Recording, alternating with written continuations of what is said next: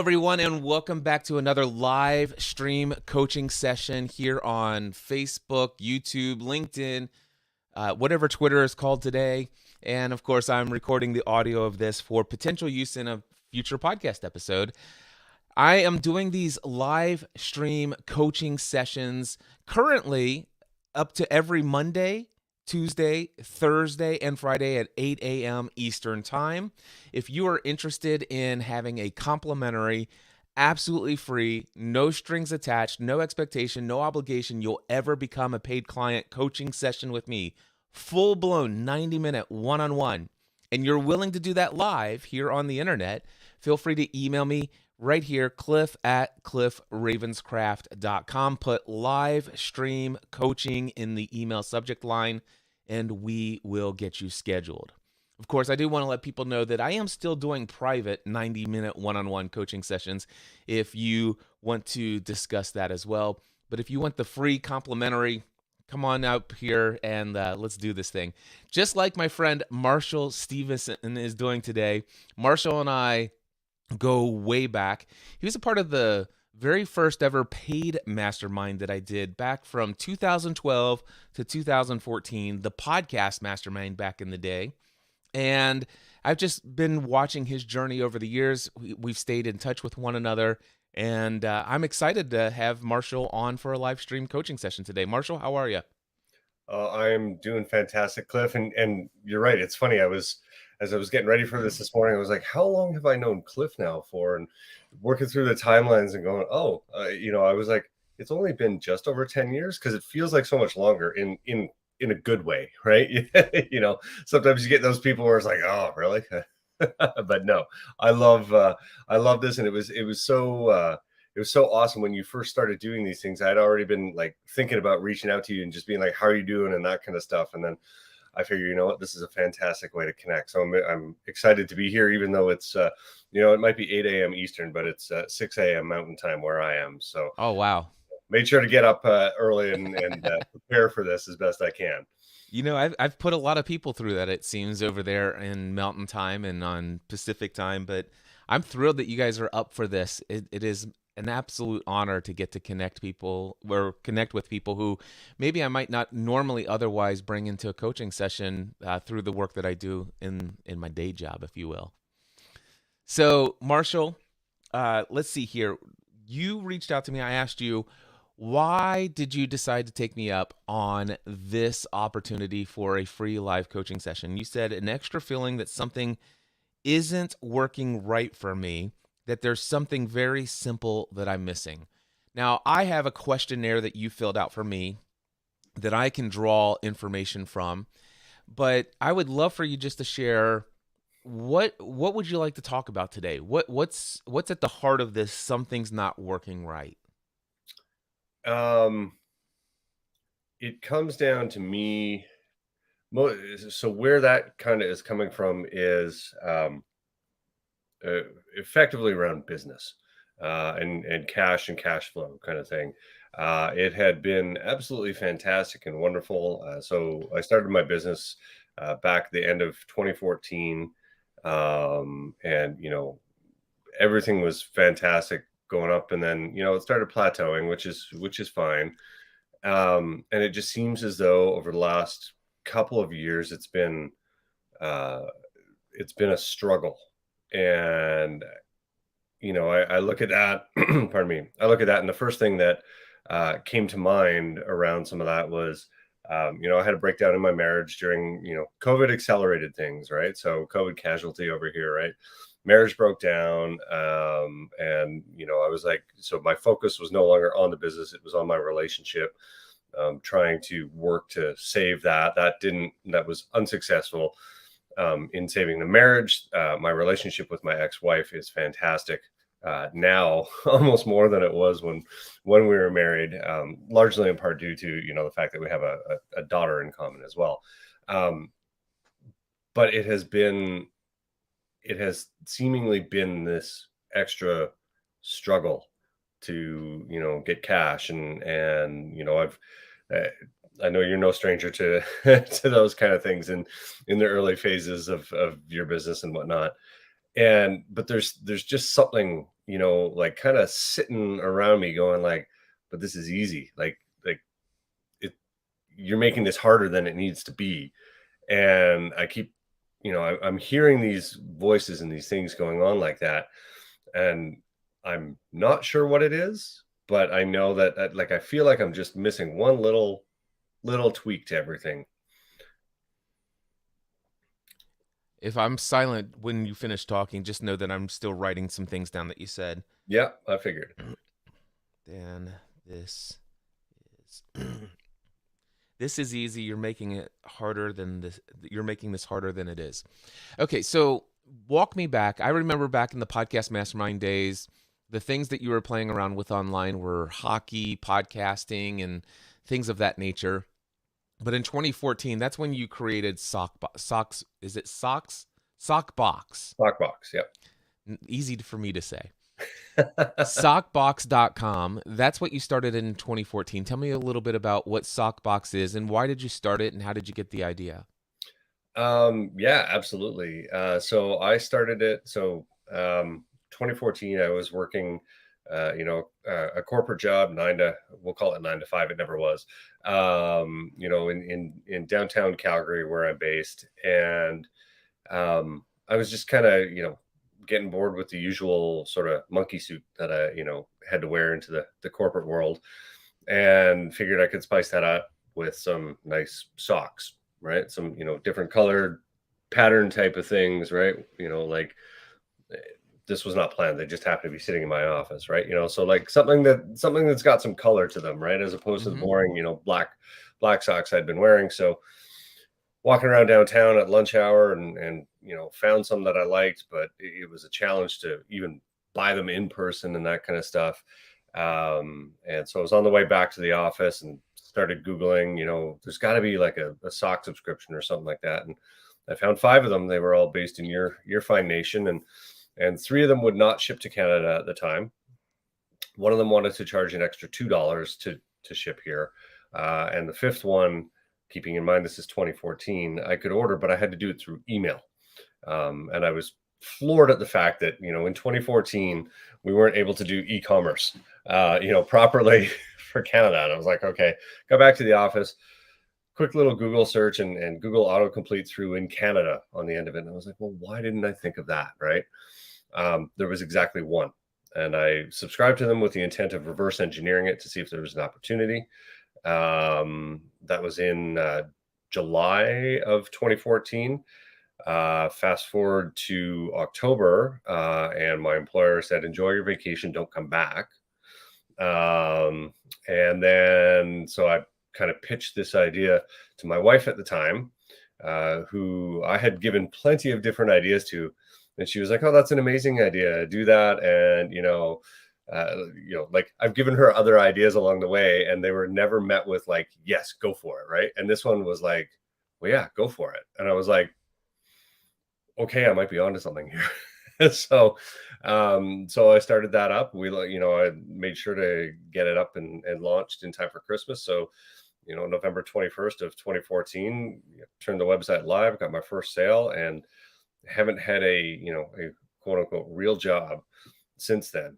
And I really, consciously designed the business where I was able to take time to be able to spend with my daughter, volunteering with school, going on, different field trips, that kind of stuff, being there at home, so that, my wife could go and work and do the things that she loved to do, and we could travel, we could take time off, all that kind of stuff, right? So that was really how that kind of came to be about. And it's just kind of, I've seen over those last almost decade now, I've seen a number of competitors come and go. There's been some that have come and stayed. I mean, in Calgary alone, I'm one of 4 sock companies, which is pretty crazy considering that we're a population of about 1.2 million. But we all sort of get along. We all know who each other are, and there's lots of feet for everyone. Yeah. as I say. What happened with the day job? Did they catch wind that you were looking into things on the side, or did the company were they just downsizing? What happened with the corporate gig?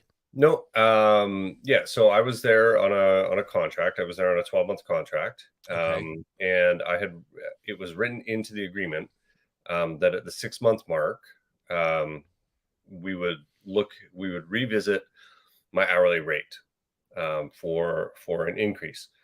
And I happened to be going on vacation, or I was going to be gone on vacation for this rate increase, and we hadn't had a chance to discuss it yet. And I would have to submit my invoice while I was away. And so I was chatting with my boss about it, and she's like, "Oh yeah, no problem." She's like, "Yeah, we'll set something up." And then the sort of agency that I was placed with, took me for coffee just beforehand, which is normally, exactly what goes on when they, give me a raise or change stuff or whatever.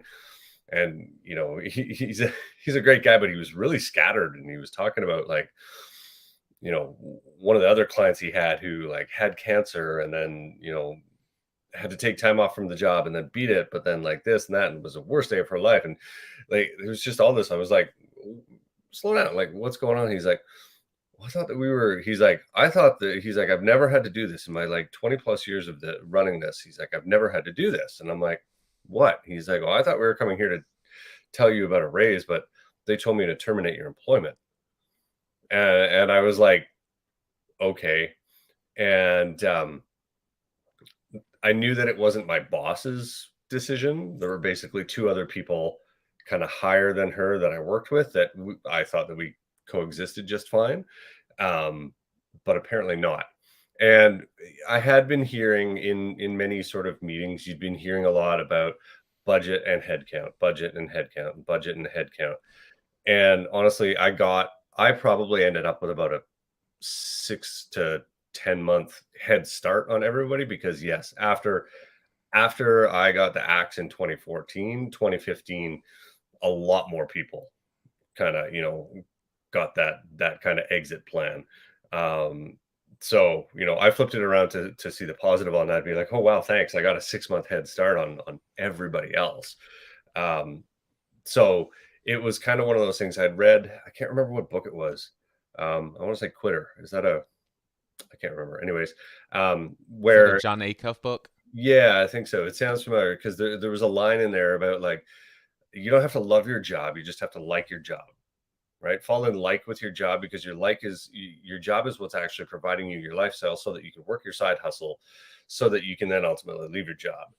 And it was probably a month or so before that termination where I was like, oh, like I read that and I was like, oh yeah, I'm like that makes perfect sense because I'd always wanted to kind of, as you mentioned, right? I was doing, podcasting things and stuff around hockey and that kind of stuff. And so I was always looking at ways to kind of grow that aspect of stuff, but still in a financially responsible way. And and then yeah, like even, my manager, she's like, if you ever want to know anything more, like let me know. And there was something else she said, which I can't recall, but it made me really realize that it was coming from one of those two other people, and not her because she turned around, she's like, I'm speaking on behalf of the team and myself. We're really going to miss you around here. So I took that as like a heartwarming thing as well, right? Like, people enjoyed being with me and me being around there. There were just a couple that didn't. Yeah. So So tell me about the launch of SockBox. What was it like that first year? So that first year, so the first 12 months from November 2014 to the end of November 2015, I made, I think top line revenue was about $110,000. And I know I cracked that six-figure mark in the first year, which was like, wow, this is amazing. And there were, I was doing stuff from the kitchen table or the kitchen island, and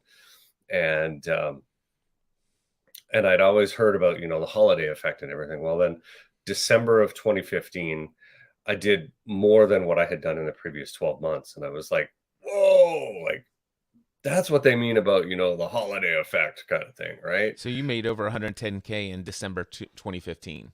Yeah, just in that month alone. Now, obviously, because it's a physical product, there's, additional expenses to pull out and that kind of stuff, right? But Yep. yeah, we're talking top line revenue because it's, a little easier, easier to figure out that way, right? Yep.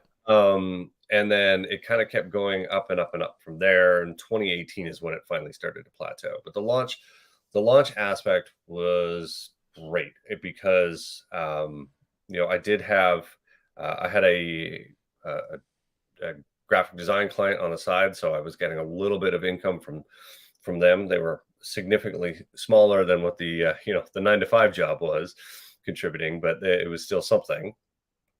And so that allowed me, to focus. And so, I'd I'd drop my daughter off at school and I'd head back home and head down and working on stuff. I mean, I launched I launched the entire thing in less than 3 weeks, including the brand, the website, the functionality, all that kind of stuff.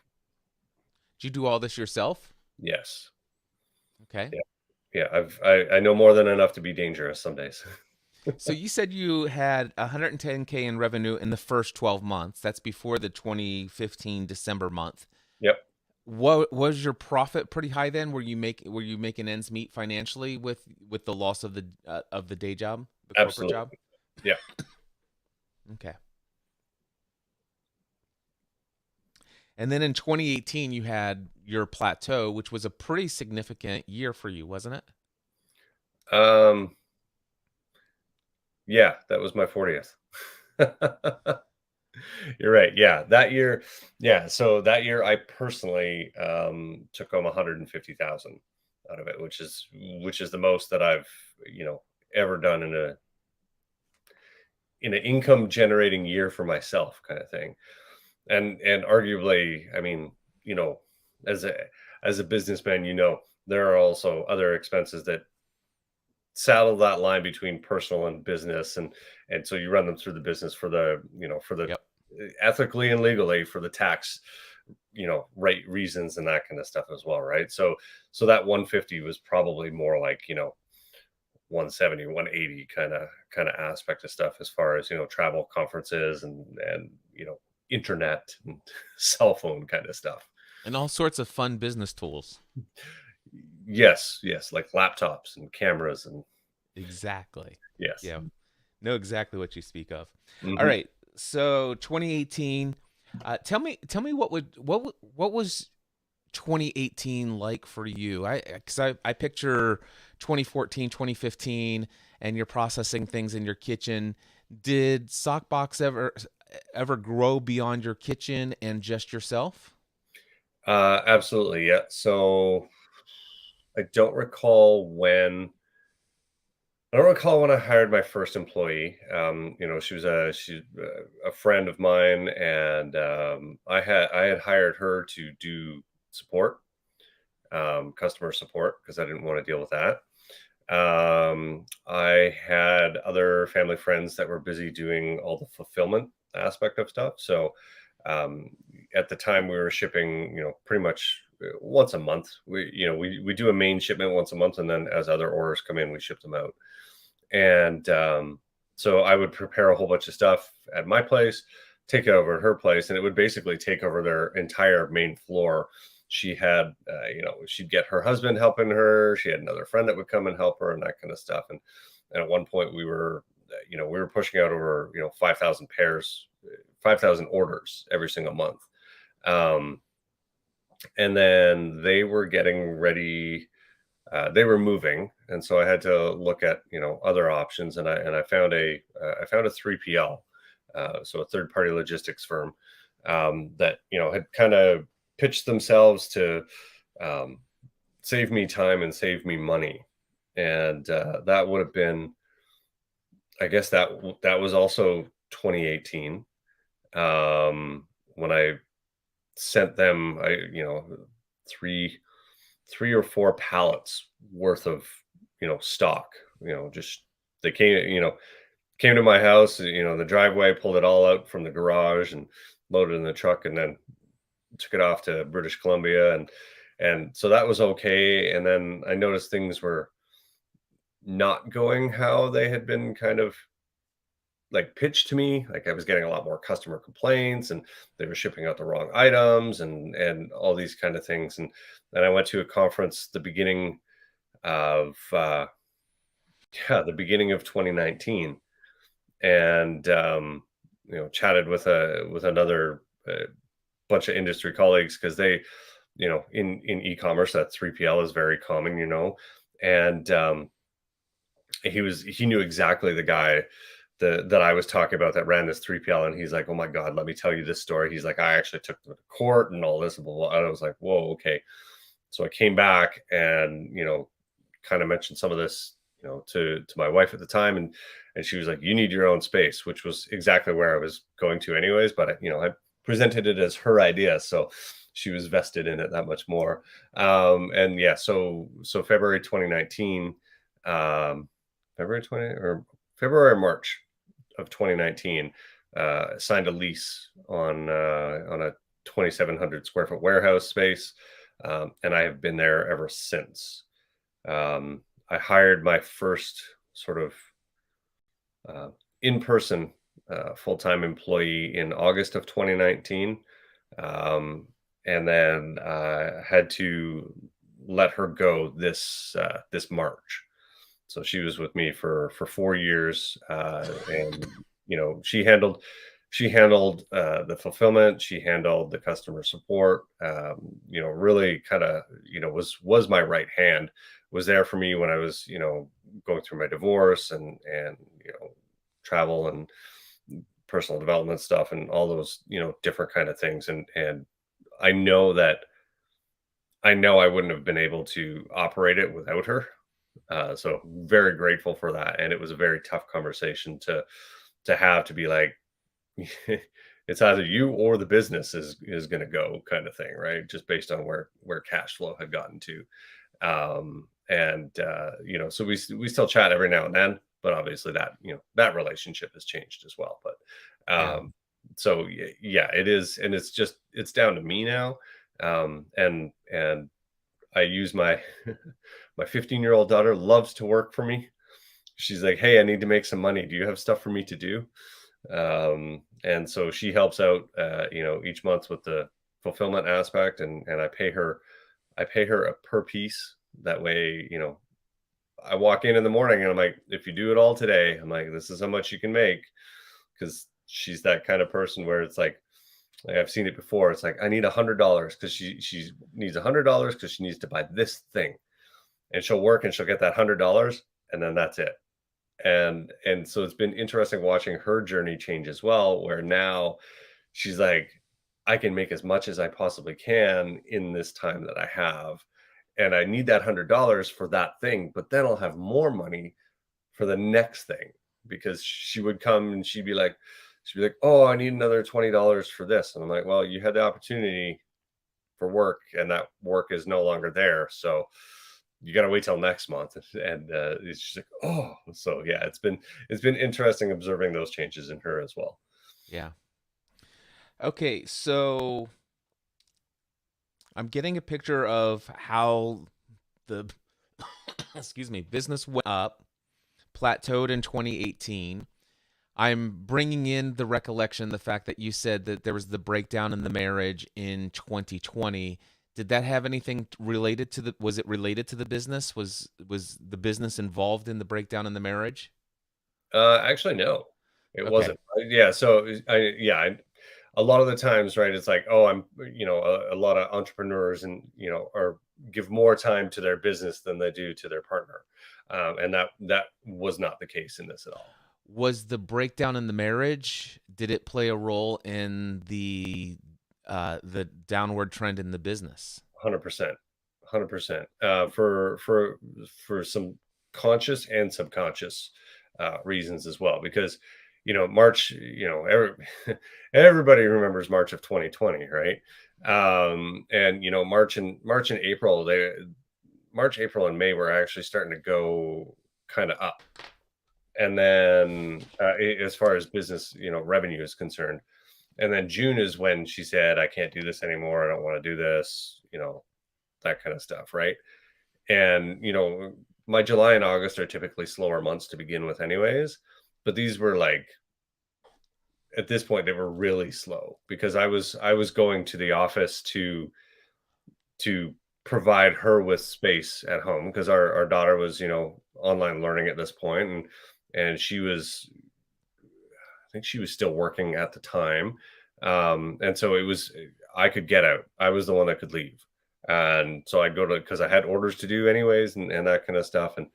Um, and so kind of when I got to the point, like it had already been declining as a result of me kind of taking my eye off, and I'd get to the office and I was watching consuming tons of content around how to save your marriage and all these Hmm. kind of things as opposed to working on the business, and which you know provides my life kind of thing, right? um Hmm. because it was that, my priority definitely was my, relationship over the business kind of thing. And then when I got to the point where I realized, okay, no, this isn't going, we're not gonna make it through this, unfortunately. Then it was, well, you know do I want the business to look very attractive so that she now wants half of it, or do I want it to look like, do I want her to, just give me her half that she's entitled to? And she gave me the whole business without issue, um, including all debts and revenues and future and all that kind of stuff, right? So ultimately, I got what I wanted, but I kind of, I envisioned it as kind of this like, oh, like you get, fighter jets coming in for a low flyby and then they kind of take off, right? I was like, okay, well, I can do that with my revenue, right? We'll bring it in for an easy almost landing, and then we'll get all that signed off, and then we'll skyrocket back up. And yeah, none of that ever happened. So that was kind of where the, sort of conscious part of it was, that it's like, okay, like if I suppress that revenue, not like I wasn't doing anything differently, but I wasn't You weren't sabotaging the business, but you weren't doing the things that you knew that kept maintaining the income of new clients. right. I Right. get that. Yeah. Okay, so I want to read back to you something that I wrote down that you just said, because I'm not sure if you noticed that you said it. I don't know if it was a conscious words that you spoke, or if they just came out of your subconscious. But you were talking about the fact that you were spending a lot more time reading how to save your marriage, being there for your wife, rather than focusing on my business, which provides my life. Are Yes. you aware that you said that statement? I am aware of saying that statement, and I had meant to say lifestyle, but I didn't go back to correct it Okay. because Okay. I So was lifestyle already lifestyle's a definitely different thing. I just wanted to see if there was anything subconscious behind my business provides my life. well, and yeah, no, because my life is my life, not my business, right? A Okay. business, a That piece, that my that's business. what I wanted to test. That's all. I'm not judging. I just wanted some you never Yeah, know what I hear in people spell. It's like, "Oh, well, of course my business is my life." yeah, If I didn't have my business, I wouldn't have my life. And unfortunately, people sometimes lose their business and they go into an existential crisis. So, okay, I'm gonna but just cross that out, and I'm just gonna just write in lifestyle. My yeah, business provides for the lifestyle. yeah, but that it is interesting, like as you point that out and think about it, right? And I'm like, like, is there something more to it? Like I heard myself say it, and I was going to correct it, but again, I'm like, you know what? I'm just spewing stuff out here. There's no need to edit, That's kind of fine. thing, Yeah. right? Yeah. But now that you're mentioning that, now I'm sitting here, I'm taking a moment to kind of look at it and go, how does that, is there actually something there? Because absolutely no doubt that is exactly what I said. Hmm. And is there potentially something more to it, right? Because one of the things that I've kind of had that's come up for me while I've been, on this journey, as well as, you know my daughter, she's 15. Today's her, her first day of grade 10 today, right? That means three more school years, right? And as she's getting older, she's needing me less and less, which is fantastic because that means that I've been doing my role as a parent and as a father, right? But I've also created my business around the fact that I can be there for her, to do things with her, for her, that kind of stuff. And I can see on the horizon that my level of being there and being needed, as it were, is changing. And so now I'm like, oh, well, does that mean that my business doesn't need to behave that way anymore? I can do it differently. I don't need the business anymore. Like I've had some of those questions have definitely come into my mind over the last, sort of 6 months. Right. So tying that with business is my life as opposed to lifestyle, there might be something in there as well. Yeah, it's something worth investigating just on your own. Hmm. A little bit deeper reflection, self-reflection in that area. One of the things that I noticed, and I made several highlights from your questionnaire that you filled out to prepare me for what's been going on with you before our call today. And I see a lot your business, being the income generator, and there seems to be a lot of focus on current stresses around financial security. Yeah. Are you interested in going a little bit deeper into this? And is it Absolutely. okay if I share some of the things that you wrote? Yep. Totally. All right.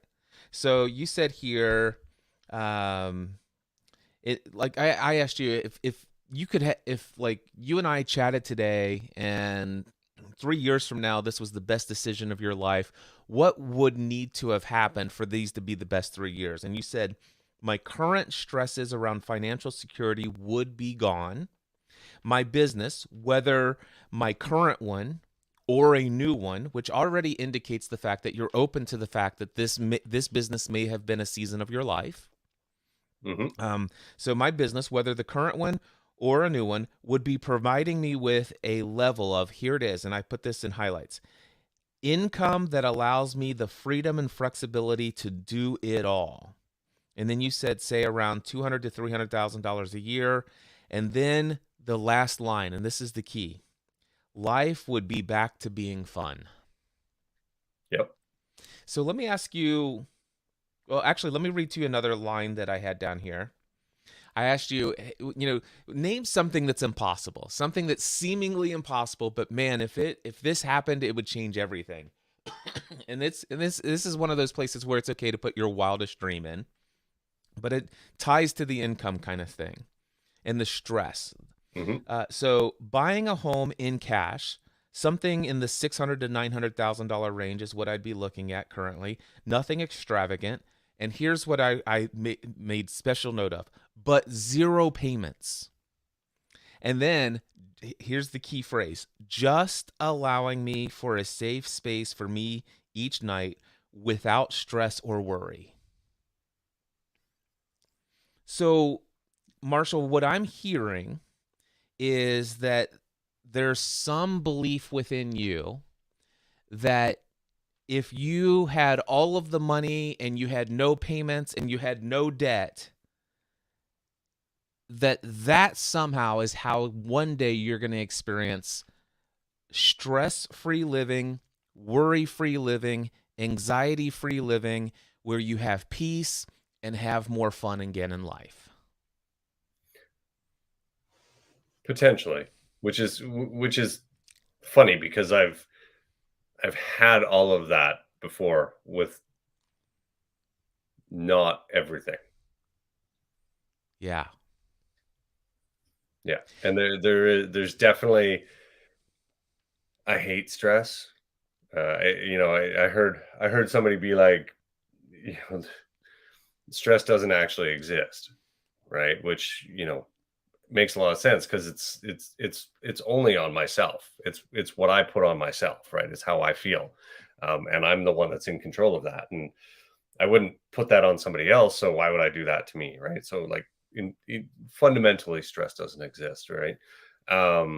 So there's definitely a lot of head knowledge around a lot of these things, and it's been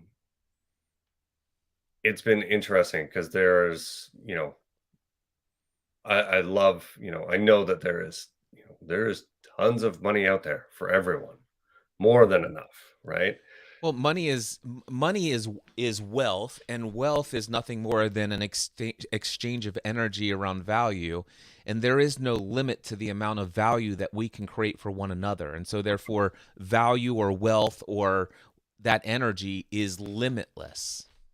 Yeah, Money exactly. is just is a ideal of exchange that we can use so that I don't have to trade my fish for your wicker baskets. Right, exactly. And there is something sometimes when I do find that I'm, stressing about money or this or that or whatever, there is something actually that I've heard you say a bunch of different times, and I'll probably misquote it, right? But like, I always have enough for what I need, or I for what always have plenty of money for everything I truly want. right.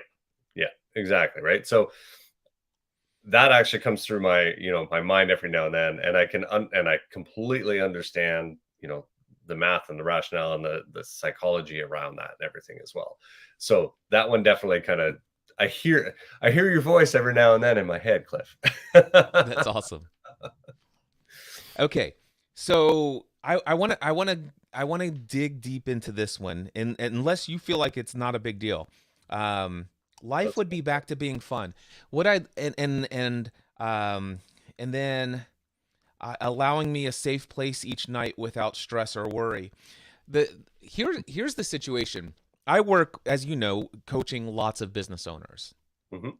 and I coach business owners who are struggling with they owe. I have had clients who struggle because they owe the IRS millions of dollars in back taxes for various different reasons, and I'm talking multiple different clients who are at that level. And in their mind, the idea that they would ever pay off the IRS before they die seemingly impossible. So I've had multiple clients in that scenario where one of those clients in the same situation or circumstance, absolutely riddled with stress, fear, worry, anxiety, doubt, and just having like all of the symptoms that go along with it, the health issues. And on the other side, I see somebody who says, "Listen, you know what? I know what happened. I know what got here. I don't regret this. I've learned some powerful lessons as a result of some decisions I've made about certain people that I've put on my team and all of that stuff. But you know that the past is the past. What is, and I refuse to let this keep me from enjoying my life day to day. My kids are only going to be this age, in this season of life, and I'm not going to let it rob me of my time with my kids. Sure, the IRS hounds me. They send me letters. They're doing things, to cut off my income, shutting down bank accounts. I just can't let that bother me. And they have this idea, the same situation. Don't sweat the small stuff, and all this IRS stuff is just the small stuff. And so two people seemingly in the same circumstance, one is overwhelmed and buried with worry, anxiety, stress, and all this other stuff, and the other one, life is just as fun for them as it ever has been way before that situation ever came. Now they didn't get there overnight, but they still were able to get there. By the way, I know you're not in that situation, but can you at least have you at least heard of people, or have you known people in similar or relatable circumstances that seemingly, how does one actually enjoy life and live anxiety free when dealing with this, whether it's money or what else? Are you familiar with people who are like that? Um, I have heard you talk about those people before. As far as somebody me that I know firsthand directly, there's nobody that immediately comes to mind. So Um, you've never in your life had somebody who is facing a terminal cancer diagnosis or some other medical chronic lifetime disease that is filled with lots of bodily pain, but mentally does not suffer? Um, yeah, no, I probably have. Yeah, Okay. looking at it that way, yeah.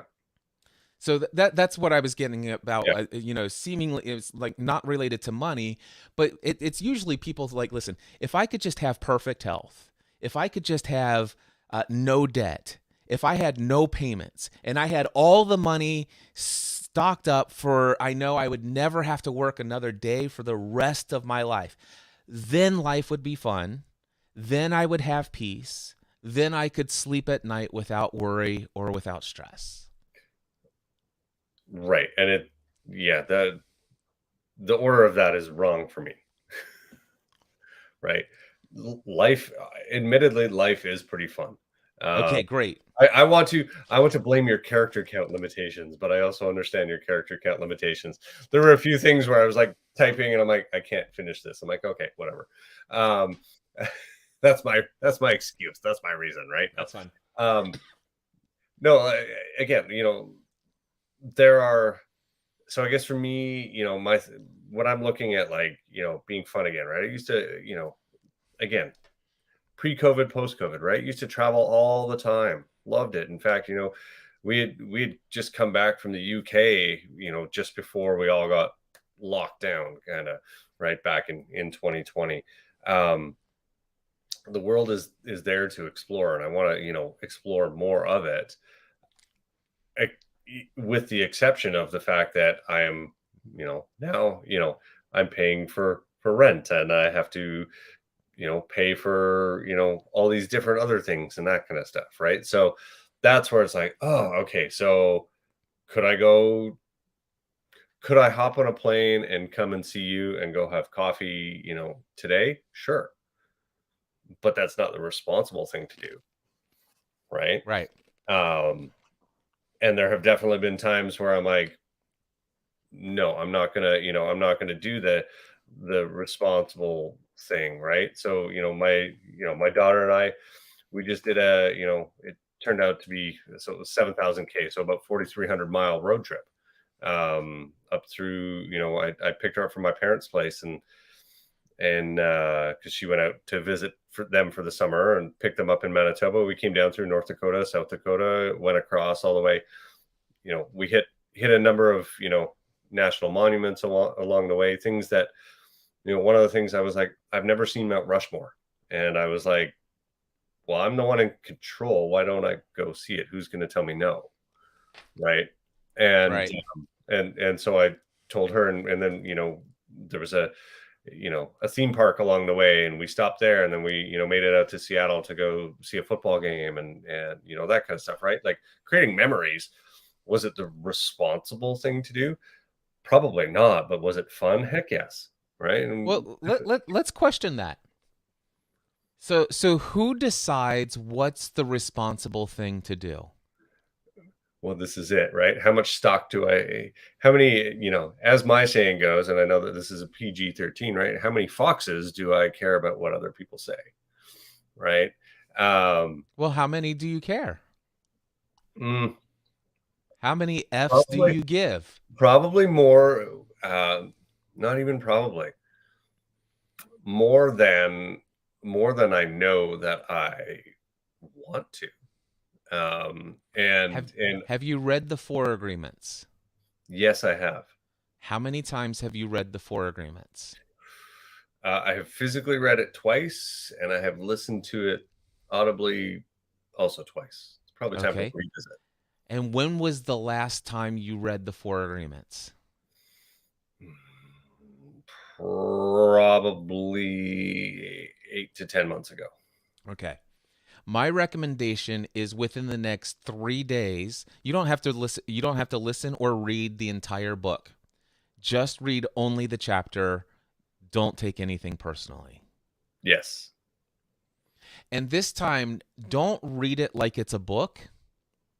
Study every sentence as though it is a course that you will be quizzed on. Okay. Was there when you, because you know what I'm talking about, and you may not have a pure recollection of it, but you've read it enough times that you're very much in understanding the essence of what that chapter says, right? Hmm. Was there anything in your heart that disagreed with any syllable of any word in that chapter? I honestly can't recall. Okay. I So, I don't think that there was. There were definitely things that likely came up that went, yep. oh, okay, right. So this would be my assignment that I would give to you if you're willing to take it. This is your assignment should you be willing to take it. Um I want you to analyze every word of every sentence. Even, by the way, you know what? I'll even extend. I would encourage you to start this process within the next 3 days. And even, by the way, even though the audiobook of the entire book is only 2.5 hours, which means that this chapter, don't take it personally, is probably 25 minutes, 30 minutes in length if you listen to the audiobook. But my encouragement to you, whether it's the Kindle or physical book, I want you to pull out and open up the chapter on don't take it personally. Now, if you want to go to the extreme, here's what I would recommend that you do. And I don't anticipate you would do this. I've done this every now and then with certain books. But I would encourage you to get a handwritten journal, and I would encourage you to transcribe word for word, sentence for sentence, the entire chapter of Don't Take It Personally. Hmm. And as you finish writing any sentence, at any point in a different color pen, write down any notes that come up for you in what you've just already transcribed.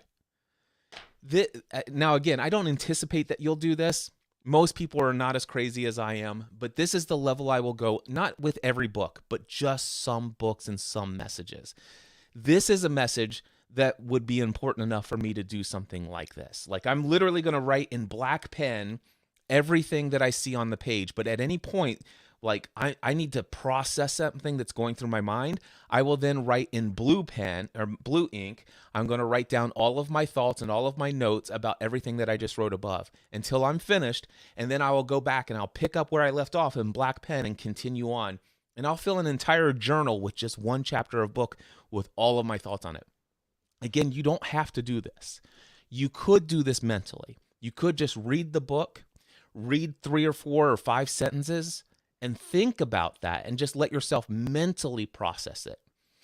But I would encourage you not to go and listen to this book in audiobook format, because in audiobook format, you're going to hear the narrator, which Peter Coyote is amazing, but you're going to hear the narrator read something, and all of a sudden your a thought is triggered. And you're off thinking about something, but he's continuing on. And now you've got a decision to make.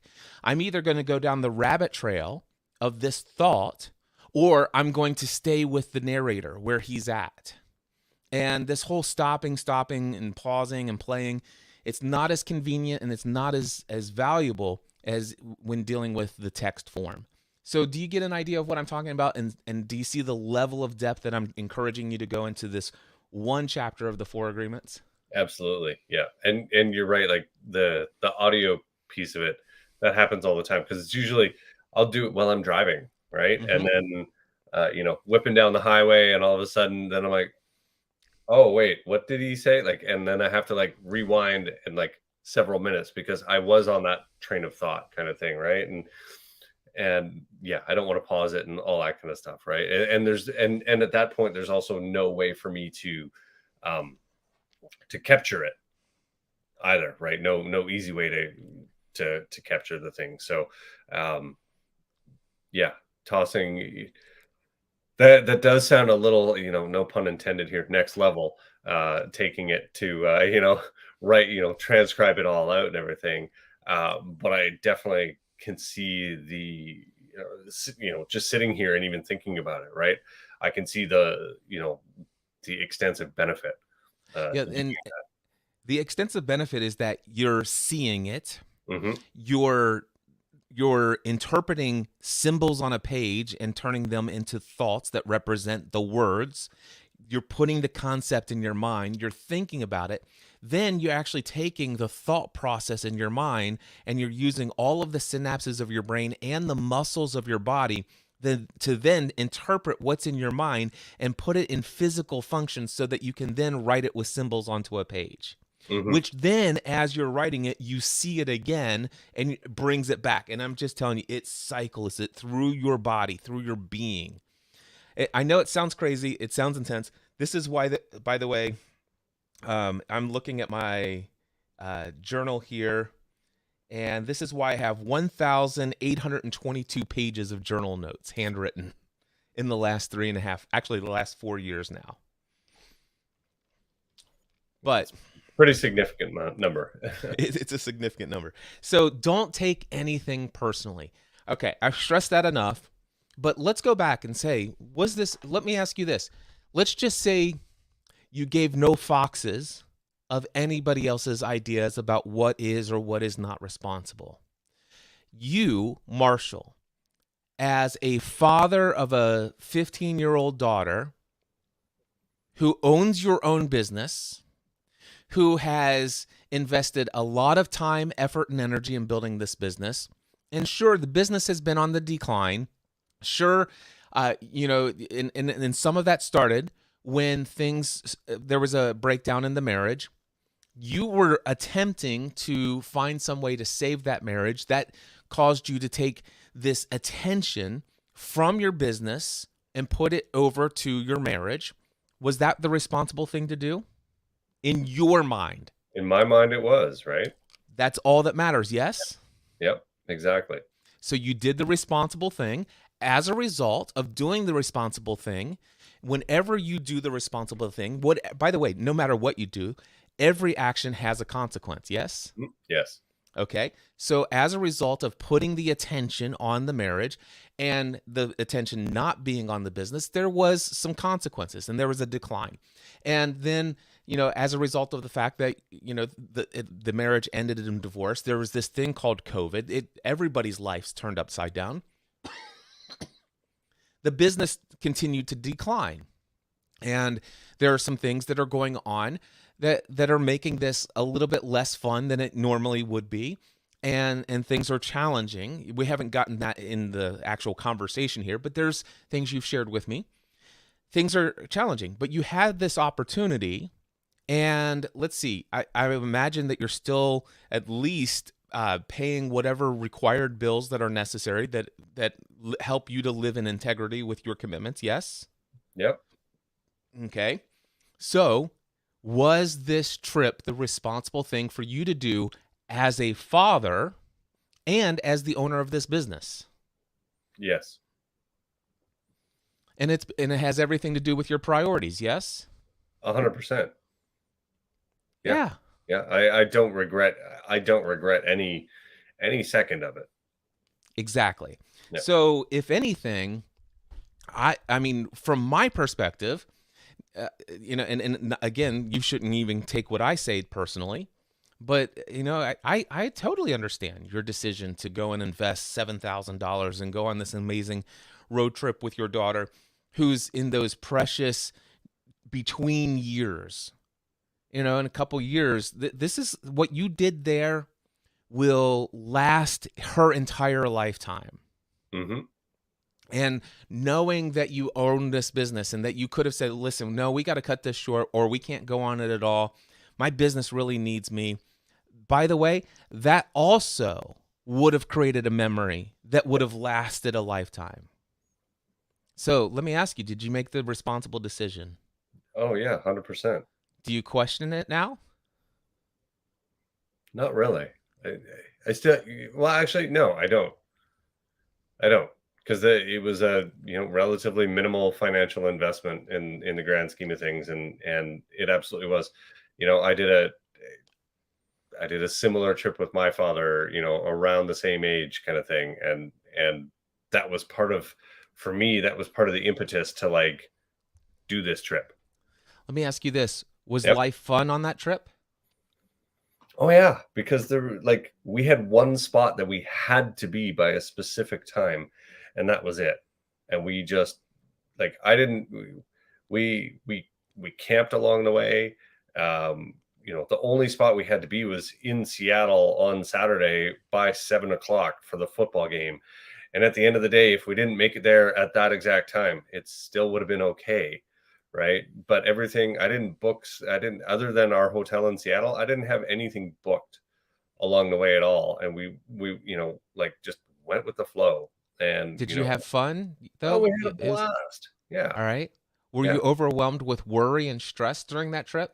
There were a couple times, Okay. but there were a couple times where I was like, oh, I'm like, well, I gotta pay to, I gotta pay. Is there gonna be room on the credit card for this, right? Or the Okay. debit card, or the debit card, right? And it was like, yeah, okay, there is. Okay, good. Phew, on we go, right? Okay. So even there, you're putting this on credit cards. Is there enough room on this and all this other stuff? You still had some level of faith that somehow, some way, this is going to work out. Yes. 100%.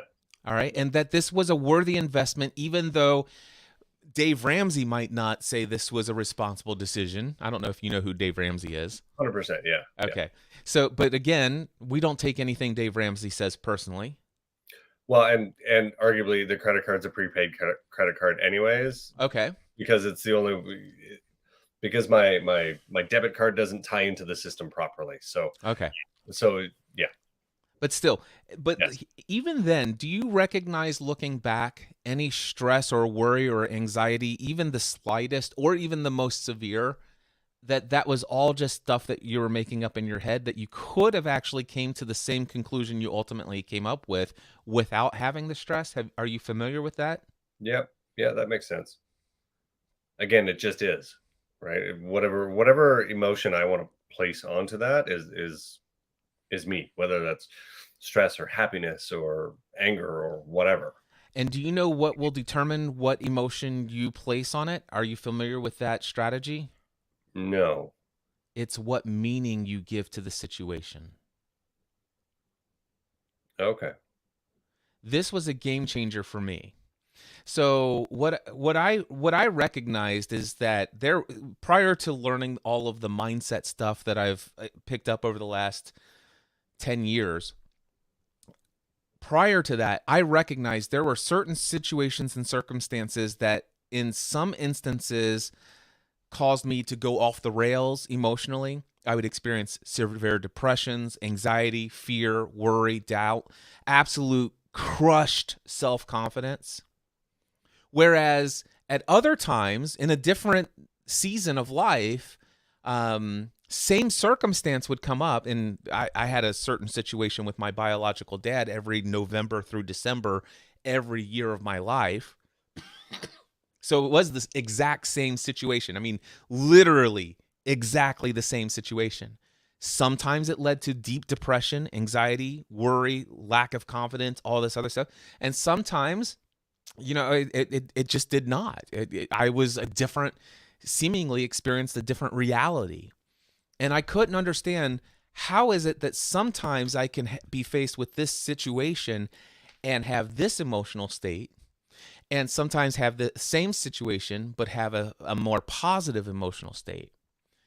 And it all came down to it. And what I learned is it's what meaning and what language I use to describe what it is that I'm focused on. So it's the meaning that I give to the circumstance. So, for example, if it's like, hey, the meaning here is that if you look at the situation with your daughter, here is how you can come away with, man, I feel so guilty and I regret the irresponsible decision. If I didn't do this, my business would probably be more healthy today. I wouldn't be in debt. I'd probably have a greater success, and I would have maybe not have crippled my business the way if I wouldn't have gone on that trip with my daughter. So do you see how? But I don't know that. You can't go back and go like, well, here, let's go A, let's go B, right? It's like, no, this happened, and this is what it is, right? I can't sit here and go, oh, I shouldn't have done that because then this would have happened. But in that moment, you have a divergent path. It's like, listen, I either feel good about this trip because I have prioritized this time with my daughter, this season of life.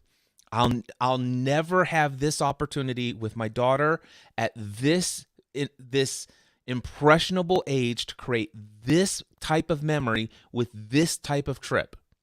This opportunity only available to me right now this year. Okay? That could allow you to say, wow, I don't care what happens to my business. I don't care how, even if I were to lose my business, even if I were to go into hundreds of thousands of dollars in debt, would it have been worth it if the worst case scenario ever could happen, did happen? Would it have been worth it to actually create this experience? Yes. That would give you, if you would have consciously processed that at the time, you could have experienced all of that without any of the worry or whatever. It's like, listen, hey, whatever is this is all worth it. It's all going to be worth it, because you know what? I'll have an entire lifetime to clean up the mess afterwards. And I trust and have faith that everything's going to work out. Everything in my life ultimately has worked out.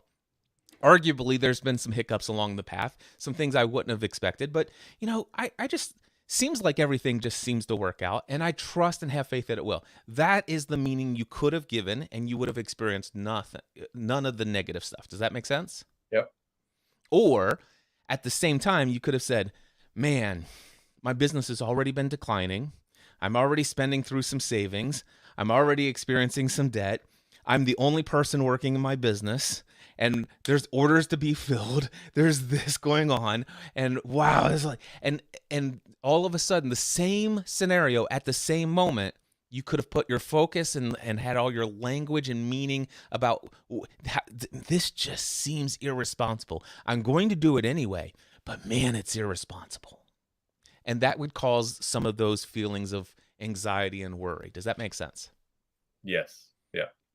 And it was fantastic, because I didn't even think about the business while we were out, kind of thing, right?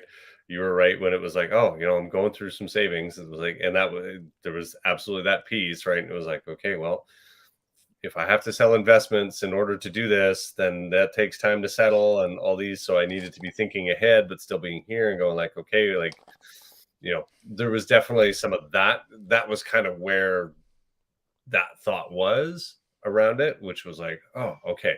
But again, it was one of those things where it's like you said, I knew that it would work out.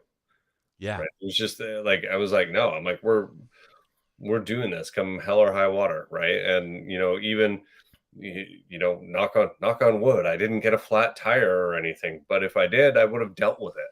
You would have dealt with it. Right. It would have been worth all the risk of, you could have had 4 flat tires and you still would have dealt with it. And Exactly. it still would have been worth it. And it would have made the memory with your daughter even more if you handled it well. Yep. And if you handled it well. Yeah. Yeah. Well, yeah. At that point, it's, hey, we have cell service. Great. We're calling, we're calling. You could have had 4 flat tires and no cell service. And it still would have been great if you handled it. That out. If you handled it well. Yeah. This is the key. See, this is the key to life. Do you see how this road trip is kind of like the metaphor of where you are in your business right now? Mm-hmm. Do you see how you could choose, even where you are in the financial season of where you are in life, that you could choose, if you wanted to handle all of these things well? See, I thought you were going to say, I need a direction. I need a destination, somewhere to go for, something to go. I know that's what you wanted. That's what you want. So, because that's the achiever part of you that says, because the destination, once I get there, then I'll be happy. That's not what you need. Well, no, but not even from the position of happiness. Okay. Right. But just like, like I said, the only thing that we had two dates and approximate times that we had to meet. Right.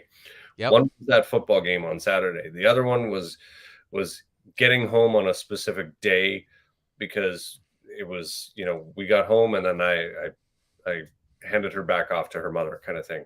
Well, that last part we blew out of the water because of, all the forest fires. We had detours and time of day, and we took a couple extra opportunities along the way. And so instead of getting home at 10 o'clock at night, we got home at 3 in the morning. And I don't regret any of that, right? But I still had that destination, right? And that Okay, so goal. I do think you need a destination. Yep. But the destination I see, Marshall, for you, and tell me if this resonates with you. Okay. The destination isn't the either this business or a new business becoming so profitable and that you're earning enough income to pay off all the debt, and then all of a sudden you're able to, maybe one day even do the impossible, pay the house off, and you have no payments. Those are the destinations most people choose. Mm-hmm. By the way, there's nothing wrong with wanting all of that. And I think all of those things are absolutely achievable for you. In fact, I know that they're achievable for you. Uh-huh. However, the question is, at what cost? Now, the thing is there are people in life that I have as clients. So I told you that I've had several clients who are in debt in the millions of dollars to the IRS. Mm-hmm. I also have many clients who are so financially wealthy that one of my clients says, Cliff, one of the things that I want to talk about with you in my next one-on-one coaching session is I just really want to process with you my thoughts. I want to learn, I want to figure out a way that I can responsibly give $3 million away every year responsibly. That's my biggest concern right now. So I've got clients who are on that side of the spectrum when it comes to money. Now, I have many more clients who are on that side of the spectrum than the other side, thankfully. But what I will tell you is there are people who are on that side of the spectrum who are filled with such gratitude, fulfillment, happiness, joy, love, peace, serenity, and a giving heart. And there are people who are on that side of the spectrum who can't sleep at night. They're worried, they're afraid, filled with anxiety about how it could all come crashing down. Same scenario. Yep. Same, what most people choose as the destination of success, but completely different way of being. And when it comes to these things such as the money and all these other things, it really just amplifies the emotional states that one typically normally would habitually have anyway. So the financial states never gives anyone peace, and financial success and wealth doesn't ever give anyone stress. The more the financial success is amplified, the more your natural tendency towards worry, anxiety, fear, or lack of fulfillment is amplified, or the opposite, the positive aspect, your peace and joy and gratitude is amplified. So if there's anything that I would recognize from my side, Marshall, and I'd love to hear what you think about this, is because here's what I remember: the income that would allow me the freedom and flexibility to do it all. Life would be back to being fun again, and allowing for a safe space for me each night to be without stress and worry. So here's the destination. What if your destination is, regardless of how your current business or any new business goes, regardless of what home you are sleeping in, what if the destination is a life where the destination is life is fun again, is being fun back to being fun every day, where the destination is I feel freedom and flexibility every day. I go to sleep at night in a safe space for me every night without stress or worry. That being the destination. Which is arguably reality right now. Yes. I know it's arguably reality. The thing is, though, is are you choosing that reality? Because you get to choose what reality you live in. Absolutely. Yeah. So the thing is that when you, this is what I've noticed for everyone, when you can get to the place where you're experiencing that peace, that joy of fun living, that freedom of making decisions, regardless of what other people think and stuff like that. When, regardless of all of that other stuff and everybody else's standards of what is right and wrong, but man, based upon my priorities, based upon what's important to me, I am living with freedom. I am living with flexibility. I am living my life free of stress and worry, and I am having fun every day of my life.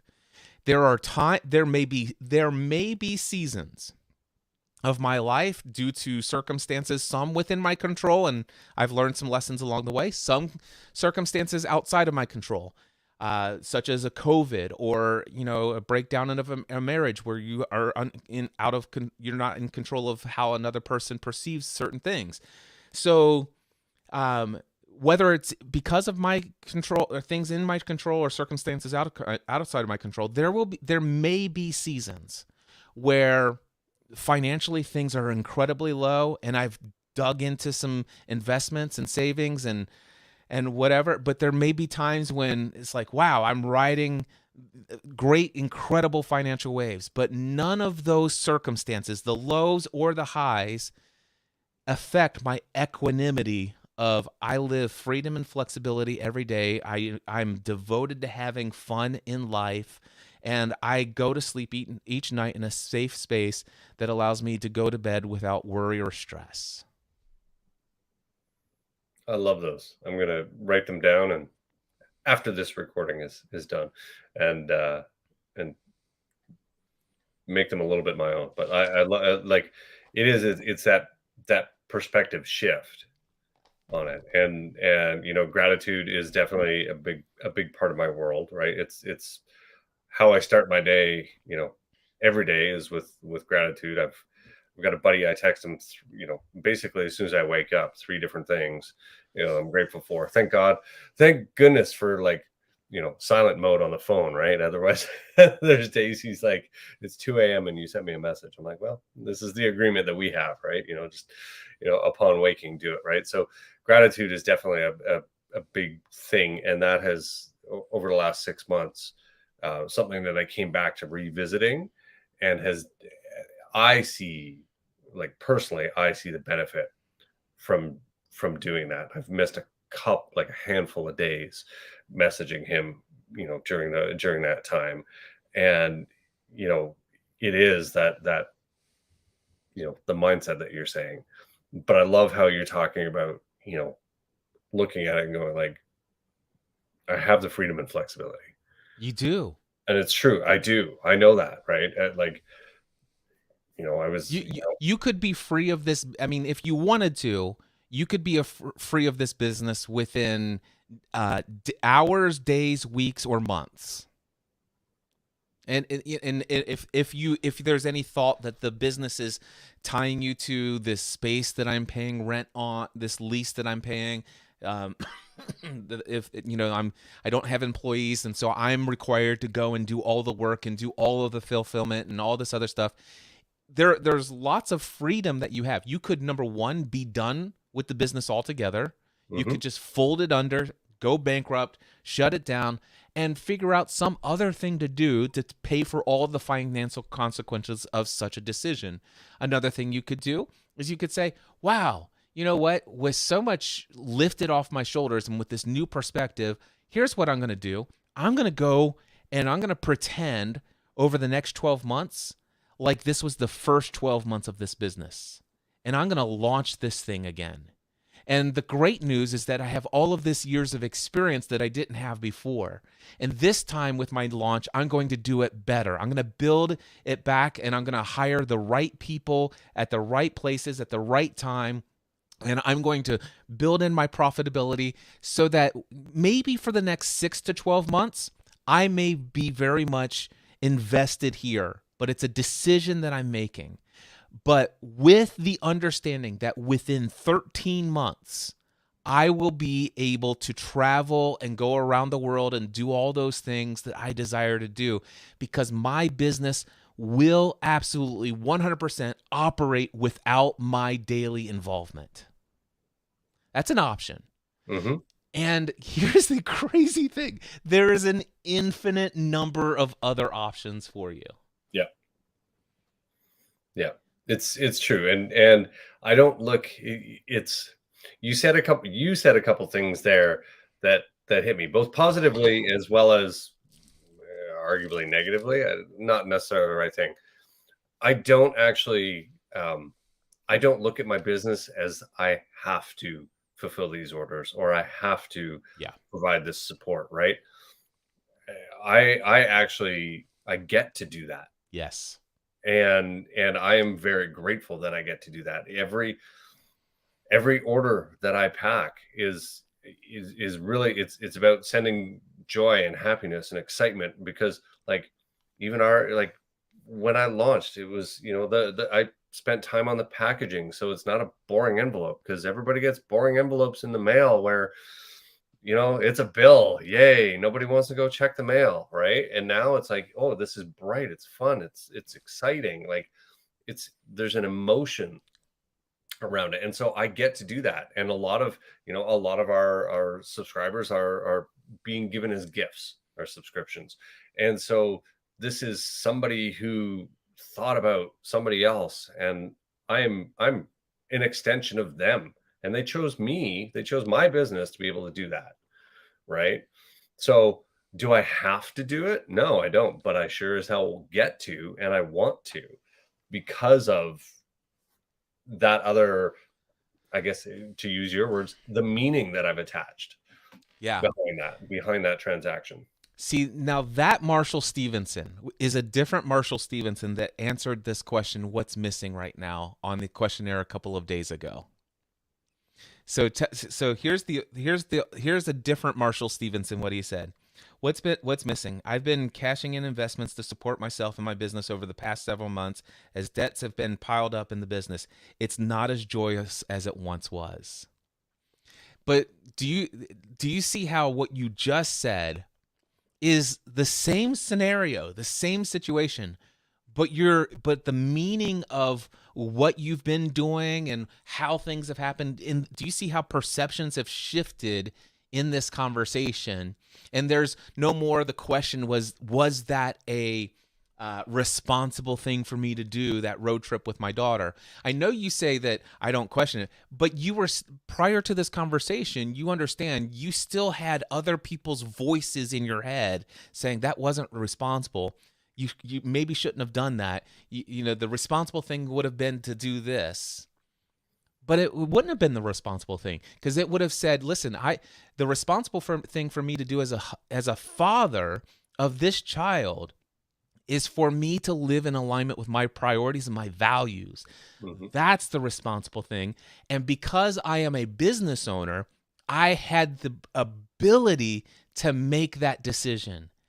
I made that decision. It had these financial consequences, but I'm okay with that. At least I had the ability and the joy of doing this. And gosh, sure, I'm cashing in investments to support myself and my business. Do you not see? It's like feel the appreciation, the fact that how awesome it is that somehow, some way, you had such an abundance overflow of income that you were able to make investments. Mm-hmm. Yeah. See, it all shifts with perspective, with all the mindset. Are you feeling more joy for your business and the freedom and the flexibility that it offers you today? Absolutely. And it's because I'm choosing to look at those things through that lens and that perspective. Like it's front of hand, back of hand, right? Oh, I have no fingernails. Oh, I have 5 fingernails, right? Like both are correct answers. It's just how I'm looking at my hand. I love that metaphor, Marshall, because that is exactly how everything in our life is. You and I don't know about you, but I'm a Steve Jobs fan. I always loved Steve Jobs. Everything's Apple here, man. Like okay, great. Other side there. Deconstruct Yep. iPhone, right? Like, yeah. Yep. So one of the things that I love about Steve Jobs was that people talked about him in his reality distortion field. because and the biggest criticism was that Steve Jobs was unrealistic in his standards and his expectations for his employees. It's like, listen, we're creating products that are changing the world. We are creating things that most people believe are impossible, but nothing is impossible. There's a 1984 interview where Steve Jobs says, "One day I learned the mystery of the world," and I'm gonna paraphrase it, but he goes, "I just learned one day that finally you could just poke your finger at life, and it'll pop things out on the other side." And once I discovered that, it's just like in essence, he's saying, I learned that I can turn my thoughts into things. Hmm. One of the other things that I learned, Marshall, is that he gave everybody an autobiography of a yogi book as an Apple employee at one point. And so he was trying to instill in them not necessarily a religious belief in Hinduism, but just an understanding of reality and how life is created, and how you perceive life to be will be what you actually experience as life. And that's that whole thing. It's like, listen, I have no finger. Of course, I'm looking at the inside. I have no fingernails. I have a thumb and four fingers, but I do not see these things called fingernails. I know you say that there are fingernails, and you hold up your hand, and I see you have fingers. I do not have fingernails. I'm telling you, I do not have fingernails. And it's not until you like, where did those come from? I love that metaphor. I've never actually thought about that one before, but that's exactly what this is. It's what perspective are you looking at life? And what you see, what you are focused on, is your reality. And your reality can change simply not by changing the circumstances, just by changing your perspective, the Hmm. way that you look at things. I love that metaphor. Thank you for that. My pleasure. I'm going to use that. I'm going to use that a lot. I'm going to say It's, this is the Marshall Stevenson fingernail metaphor. I heard it somewhere before described using an iPhone, which is funny to bring back to the whole Steve Jobs thing. But yeah, for whatever reason, I was just like, it was like my hand was just it. I'm like, okay, you know what? Like this, and as I said it, I was like, this is way easier than like talking about a phone or whatever, right? Because it's right there, it's in your face, and you're right. Like when you were talking about like I have no fingernails because I'm looking at my hand, but then you turn it this way. Well, now as the viewer looking at this side, there's no fingernails, but and I'm like, oh, I have fingernails, but we're both right, Yeah. right? Because of that perspective. And arguably you can turn it this way, or like however you want to shift that perspective around it to make it what I want, to make the Yeah. world what I want, right? So Yeah. And then one could even go even deeper into the metaphysics and actually, the idea of what can we actually create and turn thoughts into physical material reality as well. But that's a whole nother conversation for another time. yeah, I mean, we're not gonna have time for that today. Marshall, let me ask you this. When you came into this call, what were you hoping for? um I came with the the hope of an energy shift, which has been achieved, as well as just as we chatted about there, a different perspective. Um, and I have invested a whole bunch, over the years in personal development and coaching and all that kind of stuff, right? Um, and I know I have learned that there's always more to learn, always more to consume, and sometimes even going or doing the same thing over and over. I was, a lot of the times I've heard different things, right? So even about like um, be do have is a big one, right? Be how you want to be, and then do the thing and have the thing, right? And it took me 15 years to actually hear that in a different way. Um, and it's repetition, right? And sometimes, one person says it one way and it's like, well, what the heck are they talking about? And then another person says it and it's like, huh, that almost makes more sense. And then finally somebody else says it and they're like, oh my God, I wish I knew this like 10 years ago. Like I've been hearing this for a decade and I didn't get it, but now I do, right? And it's like, well, now it's just the time Yeah. to do that. And yeah, I had the privilege of chatting with a very esteemed psychiatrist, I think, the other day. He's a friend of a friend, and we were chatting and stuff. And he's like, yeah, he's like, don't worry about it. In another 10 years, you're going to hear it again, and you're going to be like, oh my God, why didn't I think of that 10 years ago? He's like, because it just happens. It's how the brain works with stuff. And so I'm like, oh, I'm like, okay. So yeah, that different perspective, and hearing the things, it was great because after doing the questionnaire that you sent me, Hmm. I actually gave a lot of those questions some more thought and Yep. kind of I was like, oh, I wish I could go back and edit, but I'm like, no, I totally understand why not. But like at the same time, it was like, yeah, like your question about, what's the, what's 3 years look like kind of thing, right? And I was like, I'm getting through this. And I was like, afterwards, I was like, wow, I'm like, nothing like playing small. Right. Like I was like, ugh. Like that was it. I'm like, that's all achievable. Like that's not like blue sky. It's not swinging for the fences or anything. Right. And it was absolutely the mindset of where I was at that opportunity to complete it. Yep. And without getting into things, there was some life stuff that had happened kind of just prior to that where I was like, okay. Yeah. I love it. So I'm glad to hear that you got the energy shift and the different perspective that you were looking for. What would you say is the top one, two, or three insights just off the top of your head? I would imagine that if you go back and listen to the replay, there may be as many as 7 to 10 different significant insights. But are there one, two, or three that come to the top of your mind?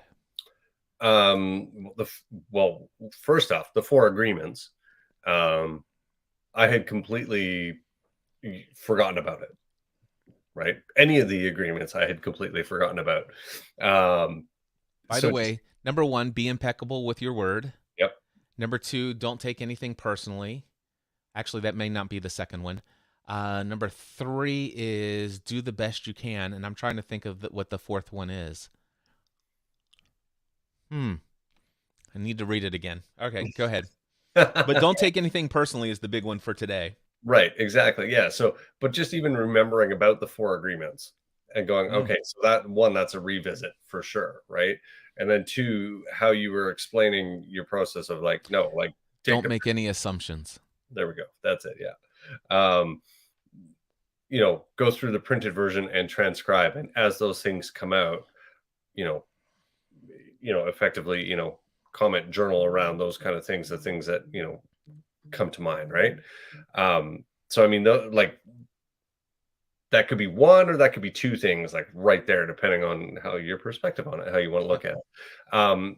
The other real big one as well was, um, as you went through, my things and you went, well, like, how about, like you have, you have that freedom, you have that benefit, you go to sleep, safe each night without stress and worry. Like that perspective shift, um, was another that was a massive piece of it.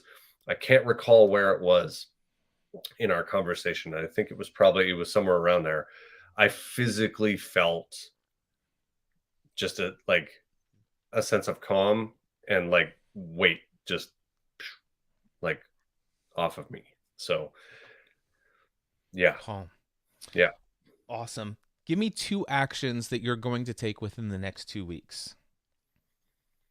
I'm gonna start transcribing that chapter. Awesome. Um, and then I'm gonna come up with the plan around the business. The relaunch plan? Yeah, and it's funny that you threw that out there as one of the options because it was something that I've been thinking about for the last few months. Like, what if there was a way I could rebuild this knowing what I know now and make it that much better and, do it all intentionally? And I look at it and I go, wow, that's such a monumental task. And then I go, but I did it before and I didn't know anything. Yeah. So it should be even easier now in theory. Yeah. Right? So, There's so another book that I want to recommend for you as okay, it relates to the relaunch of the business. It's okay, called 10x is Easier Than 2x by Dan Sullivan and Benjamin Hardy. 10x is easier than 2x. okay, Yeah, and that's not one you would ever need to transcribe, but it would be one to read and or listen to all the way through. okay. Thank you. Definitely valuable. I'm reading that. Everybody in the Green Room Mastermind is reading that right now, and it's having a profound impact in a lot of people's lives, and it's really helped me understand why so many things have happened in a positive way for me over the years, and the idea is really getting clear what is the 20% of the things that have made the most significant impact and profitability and all this other stuff, and how can I eventually over time eliminate the 80% that's the unnecessary today. And not to discount the importance that the 80% played in the role of getting you to where you are, but what got you to where you are, the book says, will always keep you where you are. That makes sense. Yeah. Yeah. I thought you were Yeah, going to say won't get you to where you want to go, but that's what you usually hear, but this yeah, book says exactly. what got you to where you are will keep you where you are. Right. I really like that quote. That is very true. Yeah. What got me here keeps me here. Yeah. Yeah. Awesome. Marshall, it has been a true blessing. If people wanted to buy a subscription to a SockBox, they can go where? Sockbox.com and sockbox.ca. Do you ship outside of Canada? I ship Canada and the U.S. That's There you go. that's where we are right now. And then our we do an Advent calendar every year as well. So December 1st through 24th, one fresh pair of socks. That gets to go on sale in a couple weeks, which is always fun and exciting. That one we ship worldwide. So and you can find that at either of those websites as well. Awesome. It is always a pleasure. I'm going to go ahead and drop you off the screen here as I wrap up, but stick around. I'll talk to you as soon as I end the live stream. So I'm going to hit hide there, and we'll remove Marshall for just a moment. Let's see here. I need to find this. I just want to say thank you all so much for tuning in to this live stream coaching session. I am doing these as frequently on Monday, Tuesday, Thursday morning as I can find volunteers who are willing to be coached live here on the internet, streaming to LinkedIn, Facebook, YouTube, and whatever Twitter is called today. Also, I record the audio of these coaching conversations for potential use in a podcast episode. I can tell you right now, I've been doing this for a couple of weeks. People who have watched live, or who have watched the replay, or who have heard the ones that I curate and put into podcast episodes, people are emailing me like many, many paragraphs of how their lives are being radically transformed just because of how much these conversations are resonating with them. So please understand, if you were to volunteer to be coached by me during one of these live streaming coaching conversations, number one, it would be my gift to you. There are no strings attached. There's no expectation, no obligation. You will ever pay me anything for the coaching that I do.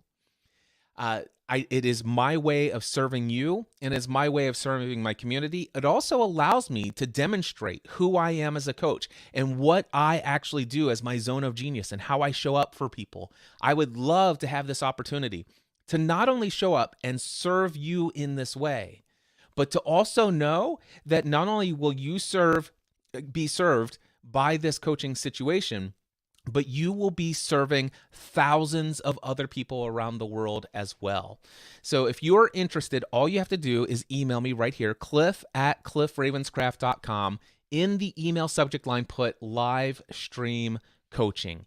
I look forward to the opportunity of potentially working with you in the future, and I'm just looking for my little button here. And until next time, I encourage you to take everything you do to the next level. Bye-bye.